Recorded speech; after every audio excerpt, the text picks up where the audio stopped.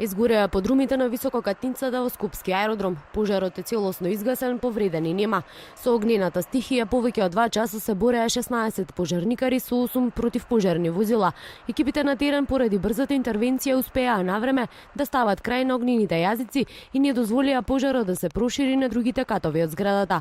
А поради високата температура во просториите надлежните не беа во можност веднаш да направат првична проценка на причинетата материјална штета и дополнително соопштија дека ќе се утврдува и причината за пожарот.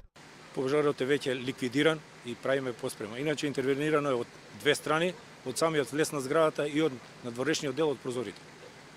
Се работи за подромска просторија, каде не е дозволено да се прошири на приземјето и немаме ни еден граѓанин веќе ни загрозен, ни повреден.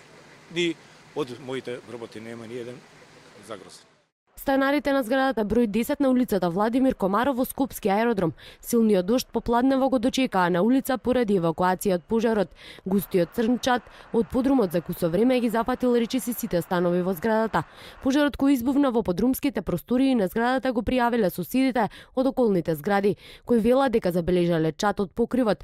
Противпожарната бригада стигнала за кусо време по јавувањето, а полицијата не дозволуваше никому да влезе.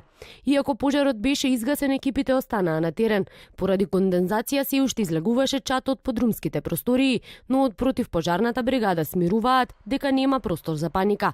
Екипите на бригадата за противпожарна заштита попладнево интервенираа и во гасењето на пожарот што избувна во куќа во скопското село Јурумлери.